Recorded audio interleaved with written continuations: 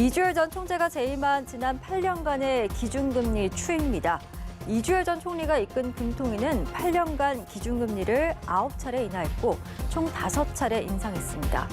특히 재임 중 기준금리를 사상 최저 수준으로 떨어뜨리기도 했지만 여러분, 금리 인상이 무엇일까요? 이자가 올라가는 것이지요.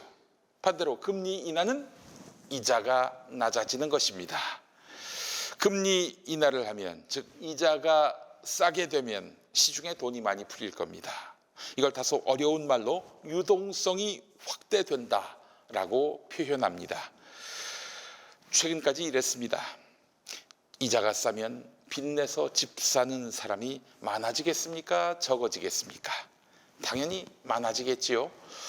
문재인 정부 부동산 정책은 그래서 실패했다고 보는 게 합리적입니다.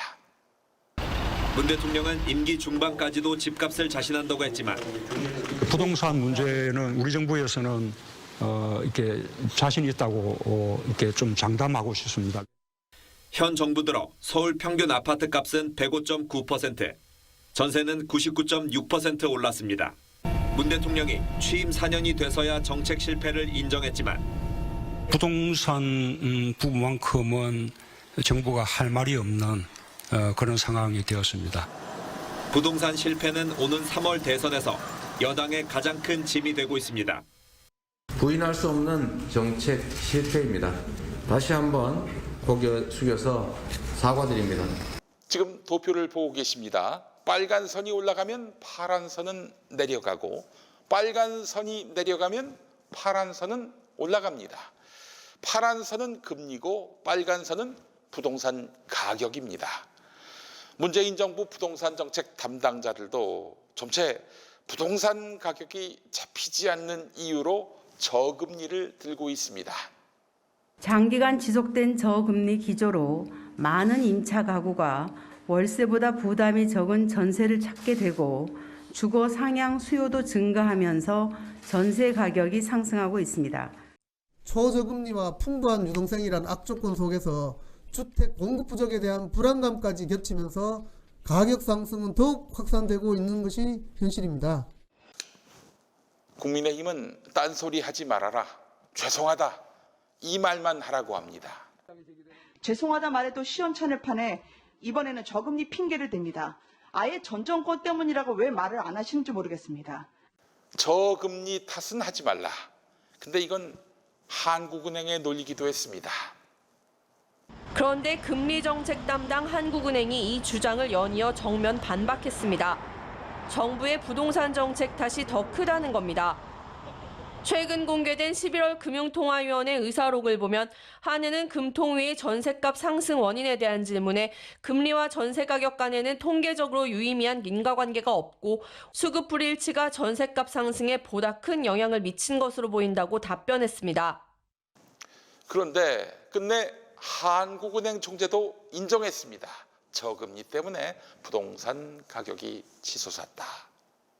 저희들이 금리 인하가 자산가격, 주택가격을 포함해서 그런 가격에 상승하는데 분명히 영향을 끼쳤다 이렇게 생각하고 있습니다. 이제 오늘의 주인공이 나옵니다. 바로 이주열 한국은행 총재입니다. 이 사람 박근혜 정부 때 한국은행 총재로 발탁됐는데요. 박근혜 정권 경제부총리 기억하시죠? 초이노믹스의 최경환.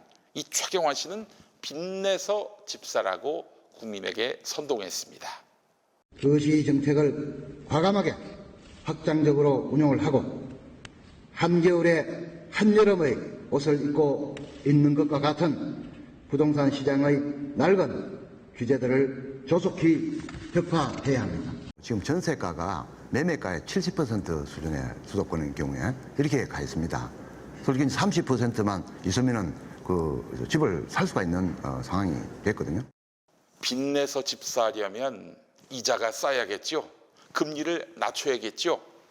실제로 최경환 씨가 요구한 모양입니다. 이주열 한국은행 총재에게 말입니다. 한국은행은 그런데 정부로부터 독립된 중앙은행입니다. 따라서 경제부총리가 한국은행 총재에게 그런 요구를 하면 안 됩니다. 하지만 안 그럴 정권입니까? 박근혜 정권이요? 부총리하고 동행해서 외국 출장하고 갔다 오면 금리 떨어진다. 지금 알아서 막 한다는 거죠. 그렇게 해석을 하지 말아 주시기를 제가 의원님께 당부드립니다. 한은은 박근혜 정부 시절 6차례 기준금리를 낮춰 정부의 경기부양책을 뒷받침했고 같은 기간 가계부채도 325조 원 폭증해 역대 정부 최고치를 기록했습니다. 가계부채가 쉽게 안 줄고 부동산 시장을 상당히 불안하게 만들었던 그런 요인으로 지금도 작용하고 있는 것 같습니다. 이 걱정은 2017년 한국은행 국정감사에서도 나왔습니다. 더불어민주당 박영선 의원의 질의 들어보시겠습니다. 지금 금리 문제가 가장 큰 관심입니다. 계속해서 금리를 내립니다. 그런데 이 금리를 내리는 이 효과가 경제 성장으로 이어졌으면 지금 이렇게 어렵지 않을 텐데 이 금리를 내려서 이 돈이 다 부동산으로 갔습니다. 결국은 지금 이제 그 후유증 때문에 차입을 통한 부동산 매입으로 이 가계 부채 규모가 대폭 확대된 상황에서 이제 돈을 다시 거둬들여야 되는데 전 세계적으로 다른 나라들은 경제 호황으로 이제 긴축 재정으로 가야 되는 거고 우리는 경제 호황이 아니라 이 부동산 버블 때문에 긴축 재정으로 가야 되는 이제 이런 차이점이 있어요. 이 가계대출 중에서도 지금 특히 문제가 되는 거는 시중은행의 주택담보대출이 50%를 훨씬 넘는다는 것입니다. 그러면 시중은행도 결국은 부동산 장사로 돈을 벌었다는 소리거든요. 근데 이 부동산 장사로 돈을 버는 시중은행의 이 관행을 바꿔주지 않으면, 이 물꼬를 바꿔주지 않으면 이거는 아주 부실한 대출이거든요. 한은 총재께서 최경환 부총리가 인위적인 경기부양, 부동산으로 인한 경기부양을 책을 썼을 때 한은이 좀 더 거기에 대해서 어떤 워닝을 주지 못했다. 이런 부분에 대해서 지금 지적이 있는 것입니다. 미국이 양적 완화를 중단하고 향후 기준금리 인상을 시사하는 가운데서도 한국은행은 기준금리를 계속 내렸다. 이게 헤럴드 경제 기사입니다. 자, 이렇게 했더니 결과가 어떻게 됐을까요? 박근혜 정권의 가계부채는 폭등했습니다. 하지만 시장은 빚내서 집사라는 신호로 받아들였고 그래서 실수요보다는 투자 수요를 부풀리는 데 기여했습니다. 2012년 163만 명이었던 다주택자는 4년 뒤 198만 명으로 20% 이상 증가했습니다. 후폭풍은 가계부채 폭탄으로 돌아왔습니다. 2013년 말 5.7%에 불과했던 가계부채 증가율은 2016년 말 11.6%로 2배 껑충 뛰었습니다. 4년 동안 늘어난 금액으로는 380조 원, 이명박 정부 5년보다도 80조 이상 웃도는 액수입니다. 그런데 문재인 정권 때 가계부채는 1,860조 원이었습니다. 그런데 더 엽기적인 것이 있습니다. 부동산 폭등의 원인 제공자 이주열 씨가 문재인 정부에 의해서 한국은행 총재로 다시 발탁됐다는 점입니다. 이주열 총재의 연임은 한국은행의 중립성과 자율성을 보장하겠다는 문재인 대통령의 의지가 반영된 것입니다. 임기 4년의 한국은행 총재가 연임된 것은 지난 1974년 김성환 총재가 연임된 이후 44년 만입니다. 19명에 그친 청원이었지만 이 청원에 문재인 정부가 귀 기울였다면 어땠을까? 가슴을 칩니다. 들어보시죠. 미국은 이미 2016년도에 금리 인상을 하면서 지속적인 금리 인상을 예고하였고 예고대로 금리 인상을 지속해왔습니다. 그럴 경우 세계 최강의 선호 화폐인 달러도 자금이 모인다는 것을 똑똑한 한국은행 총재가 모를 리가 없고 우리나라에서 외국 자본이 빠져나가지 않게 하려면 우리나라의 금리가 달러보다 높아야 한다는 것도 한국은행 총재가 바보가 아니라면 알고 있을 겁니다. 그러면 우리는 벌써부터 금리를 정기적으로 올려야 했습니다. 그럼에도 불구하고 한국은행 총재는 취임 초기인 2014년부터 오로지 부동산 가격에만 올인하면서 금리를 내려 지금의 가계부채 폭증과 부동산 가격을 폭등시켜 경제가 심각히 왜곡되고 있습니다. 대부분의 돈들이 부동산에 들어가 있고 은행 대출 없이 아파트를 구입한 사람은 거의 없어 대출 이자를 갚아야 하니까 수출이 잘 돼도 내수는 완전히 죽어가고 있습니다. 부동산 가격이 오르니까 사무실 임대료도 오르고 자영업자들은 죽어나고 아파트 가격 오르니까 전세도 폭등하고 그 올라간 전세는 대출받아서 메꿔야 하고 그러니 소비는 꿈도 못 꾸고 부동산이 떨어져야 경제가 살아난다는 것을 모르고 약발이 다 떨어진 책에서만 배운 경제 지식을 실물 경제에 적용하니 경제가 이 모양 이 꼴이지.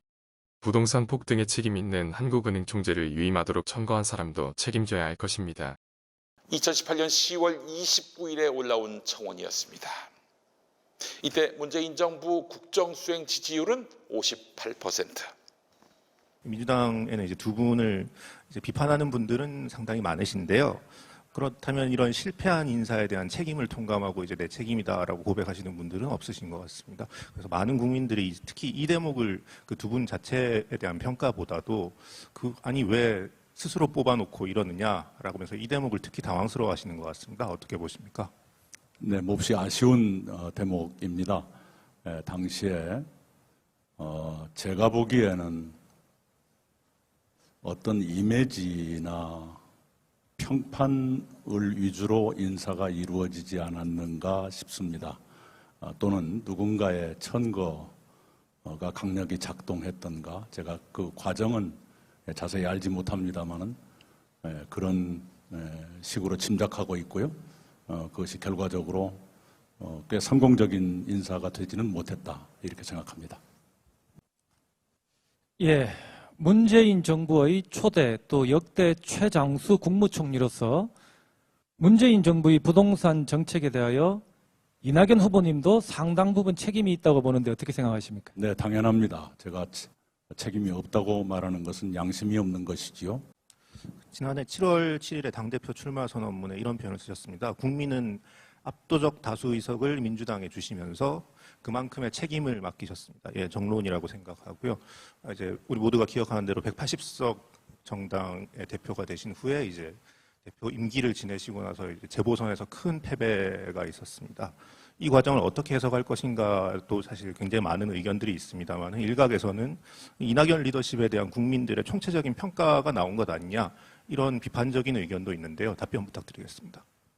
네, 부분적으로 있을 수 있다고 생각하지만 그게 전면적인 이유가 되지는 않았다고 생각합니다. 제가 그렇게 거창한 인물은 아니라고 생각합니다.